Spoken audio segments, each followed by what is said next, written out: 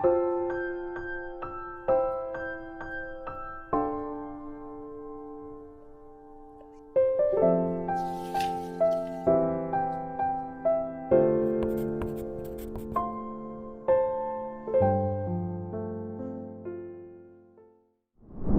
29일) 하이라이트 역대하 7장에서 9장입니다. 7장 솔로몬이 기도를 마치니 하늘에서 불이 내려와 번제물과 제물들을 살라버렸고 주님의 영광이 그 성전에 가득 찼다. 주님의 영광이 주님의 성전에 가득 찼으므로 제사장들도 주님의 성전으로 들어갈 수가 없었다. 이렇게 불이 내리는 것과 주님의 영광이 성전에 가득 찬 것을 보고 이스라엘 모든 자손은 돌을 깎아 포장한 광장에 엎드려 경배하며 주님께 감사하여 이르기를 주님은 선하시다. 그 인자하심이 영원하다 하였다. 이렇게 한 다음에 왕과 모든 백성이 주님 앞에 제사를 드렸다. 솔로몬 왕은 소 2만 2천 마리와 양 12만 마리를 제물로 바쳤다.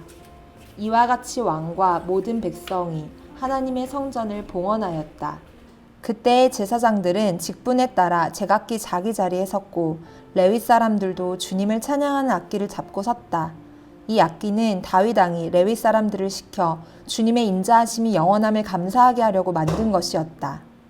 제사장들은 레위 사람들 맞은편에 서서 나팔을 부는 동안에 온 이스라엘은 서서 있었다. 솔로몬은 자기가 만든 놋 제단에 그 많은 번제물과 곡식제물과 기름기를 다 바칠 수가 없어서 주님의 성전 앞들 한가운데를 거룩하게 구별하고 거기에서 번제물과 화목제에 기름기를 드렸다.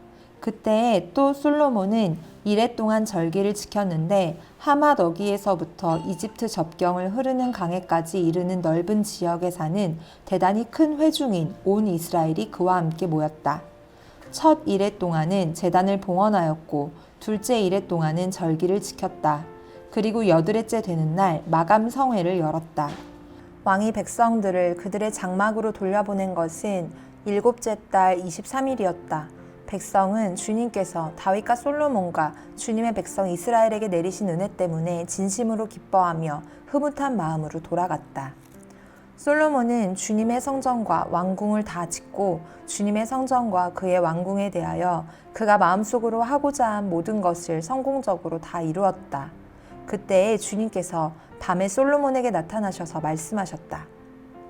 내가 이제 내 기도를 듣고 이곳을 택하여 내가 제사를 받는 성전으로 삼았다. 들어라, 내가 하늘을 닫고 비를 내리지 아니하거나 메뚜기를 시켜 땅을 황폐하게 하거나 나의 백성 가운데 연병이 돌게 할 때에 내 이름으로 일컫는 나의 백성이 스스로 겸손해져서 기도하며 나를 찾고 악한 길에서 떠나면 내가 하늘에서 듣고 그 죄를 용서하여 주며 그 땅을 다시 번영시켜 주겠다. 이제 이곳에서 드리는 기도를 내가 눈을 뜨고 살필 것이며 귀담아 듣겠다. 내가 이제 내 이름이 이 성전에 길이 머물게 하려고 이 성전을 선택하여 거룩하게 하였으니 내 눈길과 마음이 항상 이곳에 있을 것이다. 너는 내 앞에서 내 아버지 다윗처럼 살아라.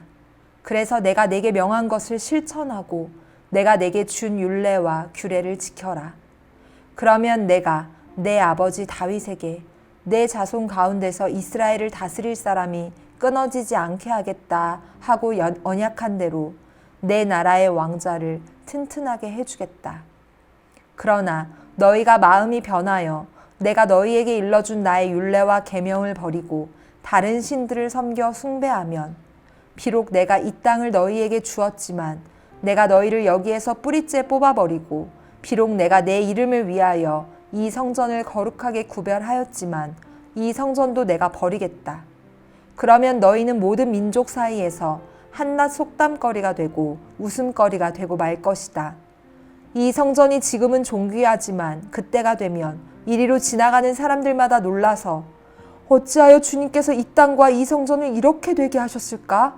하고 탄식할 것이다.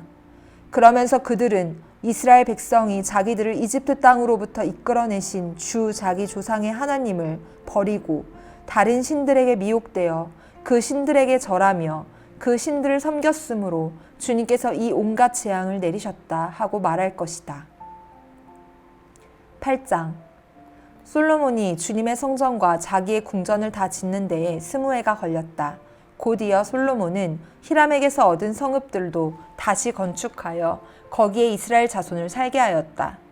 솔로몬은 또 하맛소바로 가서 그 성읍을 점령하였다. 그는 또 광야에 다드모를 건축하고 모든 양곡 저장 성읍들은 히맛에다가 건축하였다. 또 윗 베토론과 아랫 베토론에 성벽을 쌓고 문들을 만들어 달고 빗장을 질러 그곳을 요새 성읍으로 만들었다. 또 솔로몬은 자기에게 속한 바알락과 양곡 저장 성읍들과 병거 주둔 성읍들과 기병 주둔 성읍들을 세웠다. 그래서 솔로몬은 예루살렘과 레바논과 그가 다스리는 모든 지역 안에 그가 계획한 모든 것을 다 만들었다. 이스라엘 자손이 아닌 헷사람과 아모리 사람과 브리스 사람과 히윗 사람과 여부수 사람 가운데서 살아남은 백성이 있었다. 솔로몬은 이 사람들을 노예로 삼아 강제 노동에 동원하였다. 그들은 이스라엘 자손이 다 멸하지 않고 그 땅에 남겨둔 사람의 자손이다. 그래서 그들은 오늘날까지도 노예로 남아있다. 그러나 솔로몬은 이스라엘 사람들 가운데서는 어느 누구도 노예로 삼아 일을 시키지 않았다. 이스라엘 사람은 솔로몬의 군인, 관리들을 통솔하는 최고 지휘관, 병거대 지휘관과 기병대가 되었다. 솔로몬 왕의 일을 지휘한 관리 책임자들은 250명이었다. 그들은 백성을 감독하는 권한을 가진 사람들이다. 솔로몬은 바로의 딸을 다윗성에서 데려다가 그가 살 궁을 따로 세우고 그 궁에서 살게 하였다. 솔로몬은 이스라엘 왕 다윗의 궁은 주님의 궤를 모신 거룩한 곳이므로 그의 이방인 아내가 거기에서 살아서는 안 된다고 생각한 것이다. 그때 솔로몬은 자기가 현관 앞에 세운 주님의 제단에서 주님께 번제를 드렸다. 그는 안식일과 세 달과 해마다 3번 지키는 절기인 무교절과 칠칠절과 초막절에 대하여 모세가 명령한 제사의 일과를 그대로 하였다.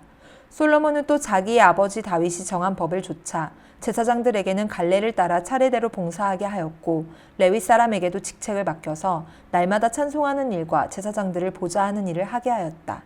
그는 또 문지기들에게는 갈례를 따라 여러 문을 지키게 하였다. 하나님의 사람 다윗이 명령한 그대로였다. 제사장들과 레위 사람들은 곡간 관리에 이르기까지 온갖 일에 있어서 다윗 왕이 명령한 것은 어느 것 하나도 어기지 않고 따랐다. 이렇게 주님의 성전 기초가 놓인 날부터 시작하여 그 공사가 완성되기까지 솔로몬의 모든 건축 공사가 잘 진행되었으니 주님의 성전이 비로소 완공되었다. 그때 솔로몬이 에돔 땅의 성읍인 에시온 게벨 항구와 엘롯 항구로 갔더니 히람이 신하들을 시켜서 솔로몬에게 상선들을 보내고 바다에 노련한 부하들도 보냈다. 그들은 솔로몬의 부하들과 함께 오빌로 가서 거기에서 금 450달란트를 실어다가 솔로몬에게 바쳤다. 9장. 스바의 여왕이 솔로몬의 명성을 듣고 여러 가지 어려운 질문으로 그를 시험해 보려고 예루살렘으로 그를 찾아왔다. 그는 많은 수행원을 데리고 또 여러 가지 향료와 많은 금과 보석들을 낙타에 싣고 왔다. 그는 솔로몬에게 이르자 마음속에 품고 있는 온갖 것들을 다 물어보았다. 솔로몬은 여왕이 묻는 모든 물음에 척척 대답하였다. 솔로몬이 몰라서 여왕에게 대답하지 못한 것은 하나도 없었다. 스바의 여왕은 솔로몬이 온갖 지혜를 갖추고 있는 것을 확인하고 그가 지은 궁전을 두루 살펴보고 또 왕의 상에 오른 요리와 신하들이 둘러앉은 모습과 그의 관리들이 일하는 모습과 그들이 입은 제복과 술잔을 받들어 올리는 시종들과 그들이 입은 제복과 주님의 성전에서 드리는 번제물을 보고 나서 넋을 잃었다. 여왕이 왕에게 말하였다. 임금님께서 이루신 업적과 임금님의 지혜에 관한 소문을 내가 내 나라에서 이미 들었지만 와서 보니 과연 들은 소문 이 모두 사실입니다. 내가 여기 오기 전까지는 그 소문을 믿지 못하였는데 내 눈으로 직접 확인하고 보니 오히려 내가 들은 소문은 사실의 절반도 안 되는 것 같습니다. 임금님께서는 내가 들은 소문보다 훨씬 뛰어나신 분이십니다. 임금님의 백성은 참으로 행복한 사람들입니다. 임금님 앞에 서서 늘 임금님의 지혜를 배우는 임금님의 신하들 또한 참으로 행복하다 아니할 수 없습니다. 주 임금님의 하나님께 찬양을 돌립니다. 하나님께서는 임금님을 좋아하셔서 임금님을 그의 보좌에 앉히시고 주 하나님을 받드는 왕으로 삼으셨습니다. 임금님의 하나님께서는 이스라엘을 사랑하셔서 그들을 영원히 굳게 세우시려고 임금님을 그들 위에 왕으로 세우시고 공평과 정의로 다스리게 하셨습니다. 그런 다음에 여왕은 금 120달란트와 아주 많은 향료와 보석을 왕에게 선사하였다. 솔로몬 왕은 스바의 여왕에게서 받은 만큼 그렇게 많은 향료를 다시는 어느 누구에게서도 더 받아본 일이 없다. 히람의 일꾼들과 솔로몬의 일꾼들도 오빌에서 금을 실어왔다. 그들은 백단목과 보석도 가져왔다. 왕은 이 백단목으로 주님의 성전과 왕궁의 계단을 만들고 합창 단원이 쓸 수금과 검은고를 만들었다. 이와 같은 백단목은 일찍이 유다 땅에서는 본 일이 없었다. 솔로몬 왕은 스바의 여왕이 가져온 것보다 더 많이 주었을 뿐 아니라 여왕이 요구하는 대로 가지고 싶어하는 것은 모두 주었다. 여왕은 신하들과 함께 자기의 나라로 돌아갔다. 해마다 솔로몬에게 들어오는 금의 무게가 666달란트나 되었다. 이 밖에도 관세 수입과 외국과의 무역에서 벌어들인 것이 있고 아라비아의 모든 왕들과 국내의 지방 장관들이 보내오는 금도 있었다. 솔로몬 왕은 금을 두드려 펴서 입힌 큰 방패를 200개나 만들었는데 방패 하나에 들어간 금만 해도 600세겔이나 되었다. 그는 또 금을 두드려 펴서 입힌 작은 방패를 300개 만들었는데 그 방패 하나에 들어간 금은 300세겔이었다. 왕은 이 방패들을 레바논 수풀궁에 두었다. 왕은 또 상하로 큰 보좌를 만들고 겉에 순금을 입혔다.